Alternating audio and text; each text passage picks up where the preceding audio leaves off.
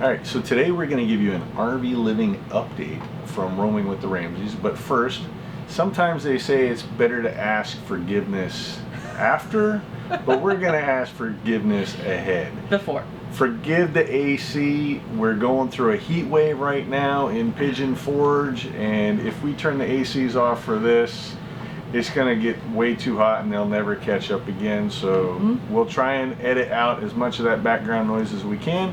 But today we're going to talk about a couple things that maybe some of it we've covered in the past, but we wanted to maybe go a little bit more in depth on. So kind of like an RV living update. And be sure to stay to the end because we have a very special announcement to make. Huge announcement. I mean, one that's going to have us on a plane. Right? So, anyway, so if you're new to our channel, make sure to hit the like button, subscribe, ring that little bell right over there somewhere. Somewhere. And that way you'll get notified every time we upload new content. Because who wants to miss us? Exactly. So some of the things we're going to be talking about today is why we got started in RV living. We're going to cover some work camping things that, you know, we think we like to share. Yeah, we get a lot of questions, so we thought we would answer some of those questions about what the work camping stuff and how it's going. Fuel prices, how those have really put a quasi damper on things and how they've affected us, because they have definitely affected us. Right. We'll talk a little bit about some other things that we have going on in the background. And, you know, if you watched last week's video on Starlink, we're going to give you a reason why we chose to go with Starlink and why we had to change. Yeah. And I said had to change. Had to change. We're pretty much forced to do that. So those are going to be the topics of today's video. So let's just jump right in it with how we got started. We meet a lot of people.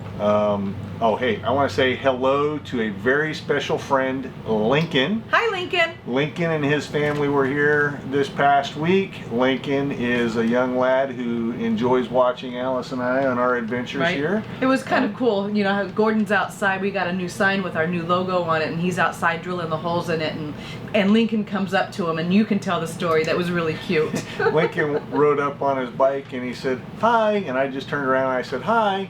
And then he said, me and my mom watch you on YouTube all the time. And I thought that was cute. Him and I had a great little conversation, and great family. Very happy that we got to meet them. Yeah. But so how did we get started full time? For years we had talked about doing it, and then one year we just decided, okay, bam, we're gonna do it. There's a lot of ways that you can do it, and for us, it's debt-free. You know, that was our number one topic. I don't have a big retirement plan. I'm not wealthy by any means, far from it. But for us, it was, we took 2 years to kind of fit the mold, and that was pay all of our debts off and then build a savings account. Yep. Now that savings account is what we wanted to use for to finance our trip.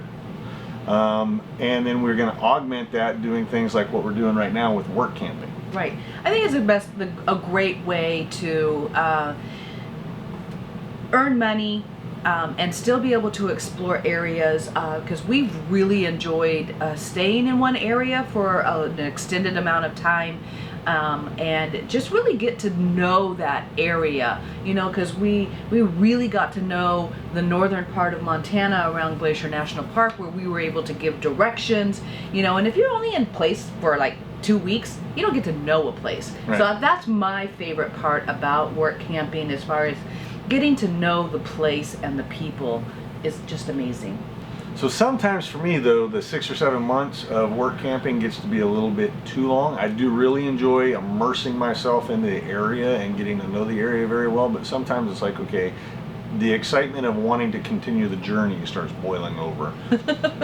However, let's talk about the people that you meet work camping. We have met some exceptional people work camping. At our very first job, we made lifelong friends.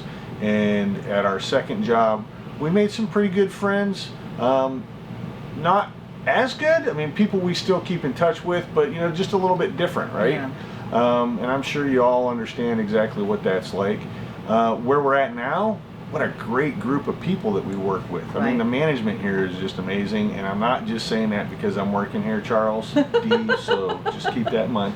No, it's great. You know, this has been the one place that we've been at so far where we've actually considered staying longer than what we talked about. Yeah.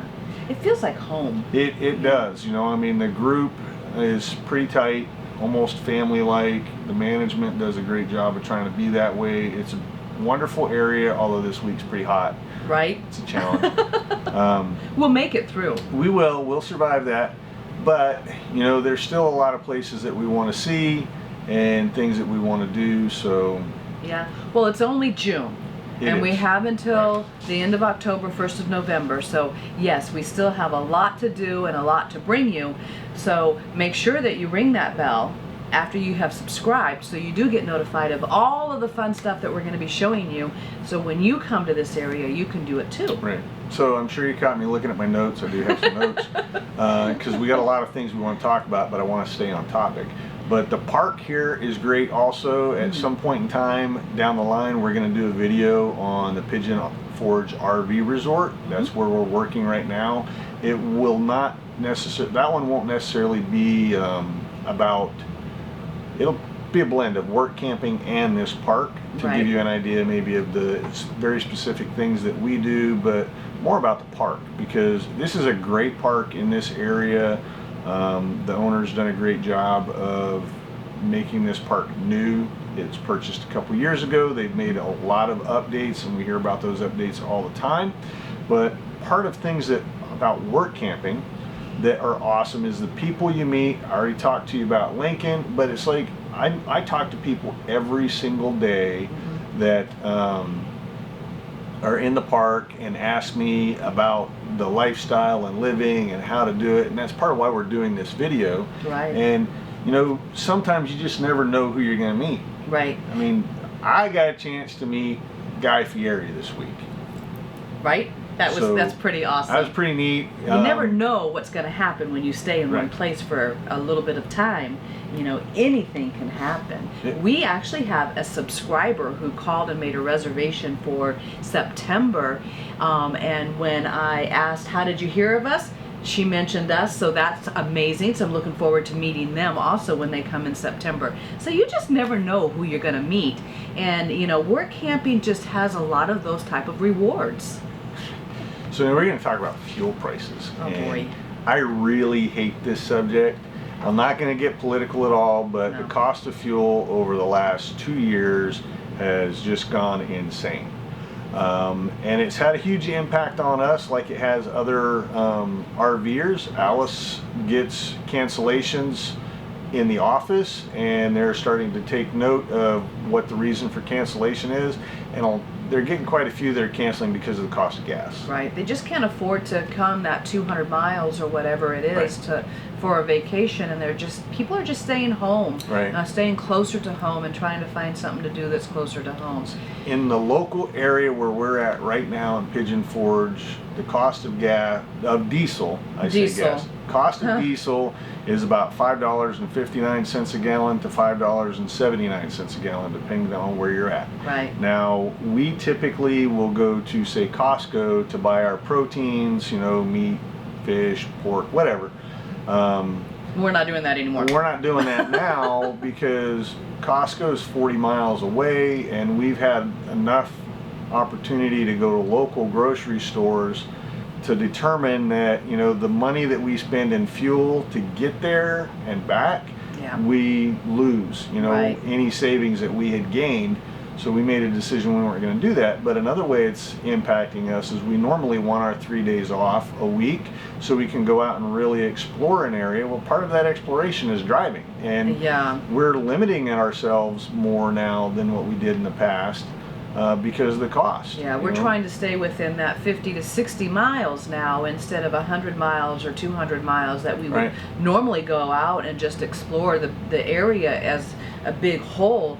We're staying closer to home also on those explorations, and, you know, so even my truck, when I'm not connected and towing, I get about 20 miles a gallon depending on stopping terrain, but 40 miles to Costco means 2 gallons of gas, and then 40 miles back means another 2 gallons of gas. So you're looking at $20, $25 just in fuel. So it's not worth it for us to do that, and we'd rather spend that going somewhere to actually enjoy the area. Right. Yeah.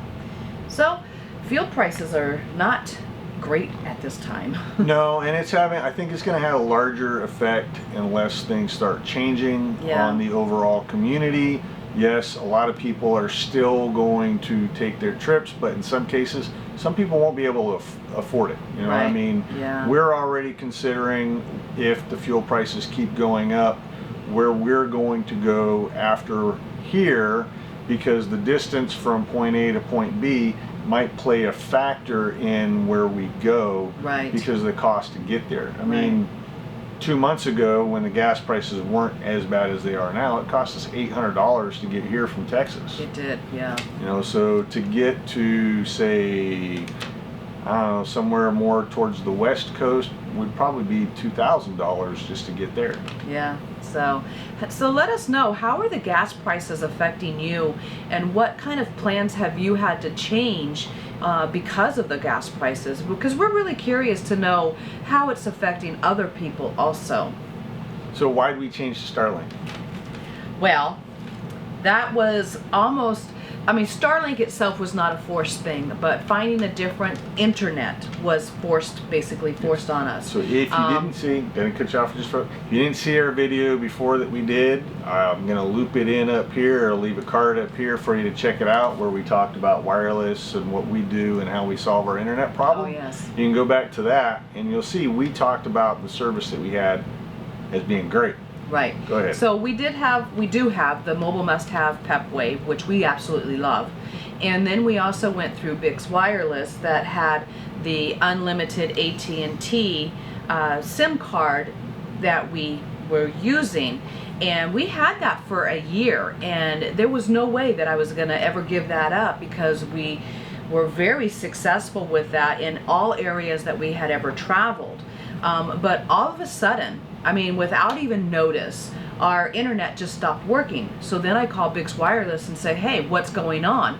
And they said, well, AT&T has shut off all of those SIM cards. And we talked with Jim and Sherry was having the same problem because she had the same plan that we did. So we knew it wasn't just us, it was overall. They had the same plan as we did, but they had it through a different carrier. We had ours through Bix Wireless, our SIM card was through Bix Wireless, and Jim and Sherry's SIM card was through Mobile Must Have. So the fact that AT&T was shutting down those cards was obviously true. Yeah. Bix Wireless sent us another card that had like a 300 gig limit on it, which we would have been fine with. Yeah, we were, And it worked for about a week. Then it got shut down too. All of a sudden, without notice. And we get an email from Bix Wireless basically saying that AT&T wasn't providing service that lived up to their standards, the Bix Wireless standards. And then they recommended something else. We looked into that. We didn't like that whatsoever. But we became very disappointed with Bix Wireless at that point in time. When we first got connected with them, the service was great. Customer service was outstanding. Amazing. And that's part of what we praise so much about them. But the customer service during this time was just horrible.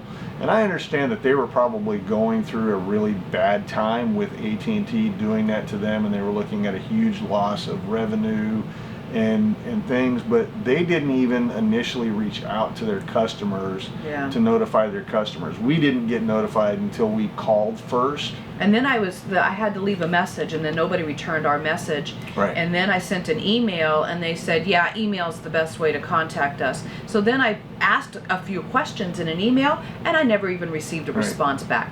So that being said, we decided, okay, we're going to go out on our own, and we're going to do some research.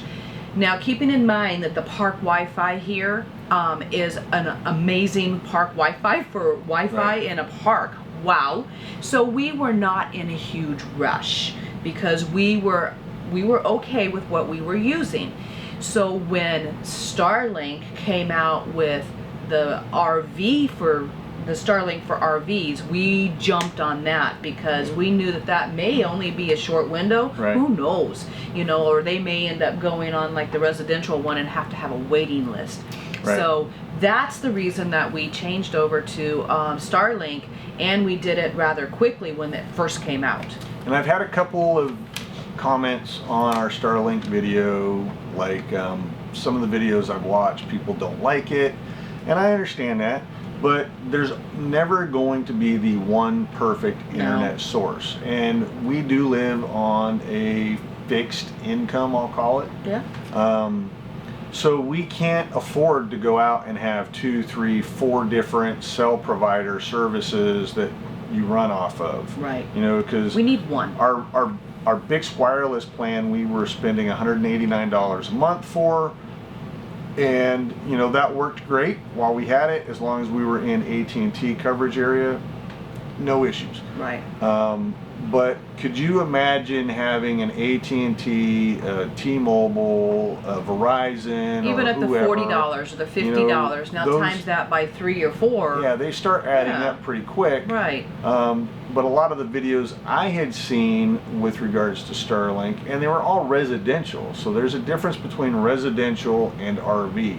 I highly suggest you go to the website, look at the differences. We'll cover some of those in a later video. Yeah. But the RV was available now. Residential is waitlisted in most areas for like a year and a half. Mm-hmm. Didn't want to wait a year and a half because we're not going to be here for a year and a half. Right. So when the RV came out, the day we found out about it, I did some really quick research and I said, order it. Order it. And part of the reason is I'm just going to round up. $600 for the equipment, $135 for the monthly plan. The $600, it's a lot of money, but I paid like $1,200 for my Pepwave router. Yeah. And the monthly plan on this, you can pause. It's not, you're not locking yourself into $135 every month indefinitely. Yeah. I can call them, I can pause my service for several months, and then I can restart it when I want to restart it again. So it has some flexibility that the residential plan doesn't have. Right. I'll give a real quick, brief 1 week update. We've been pretty happy with it. Little concerned about some of the upload speeds. The download speeds have been phenomenal. Typically we're running 50 megabits per second. All the way up to 112. Up to 112, 117 on the downloads. So if you stream, right, it's amazing. The uploads have been, you know, 1.5 to 7, and the 7 is kind of rare. But if we had like 5 consistent, that's pretty good for uploading a video. And that's enough to upload a video. Right. It may take 2 hours to do it, but you know, you just go and do Right. something else while it's uploading, so it's not a big deal. So we'll continue to do updates on Starlink. So let's get on to that big news, which may have us not doing a video for a week or 2. I'm just going to put that out there. In July, so not currently, but in Right. July. So the big news is, Go ahead, you're gonna do Mom, your I'll drum let you- roll. oh wait. Let me throw my paper away. Because you're so good at that. Go ahead. All right. So our daughter is going to be getting married. Yay! So we're going to be going to Fairbanks, and we are going to be spending a week with her up there. And we got elected to help rebuild their deck while we're there. Doesn't that sound exciting? What an awesome vacation. Fairbanks in July, it's hot, Right? and I get to build a deck. And we get to build a deck. But I also get to spend time with my daughter and Adam. Yeah, so we're totally looking forward to that. It's just going to be a really nice, simple, family-only wedding, and so it's going to be an amazing day. And Adam is an amazing guy, and so yes, we're looking forward to it. This one's not sponsored by any means whatsoever, but If you're looking to go to Fairbanks, Alaska during Oh. the summer or something and you want to visit that area, they do have an Airbnb attached to their house that they just bought as Yeah. well, which will be hitting the market soon, and that's part of why we're building a deck. Right? So when they get a link, we'll make sure that we put a link in our description for you guys if you want to check out that Airbnb if you're going to go to Fairbanks, Alaska, because it's going to be amazing.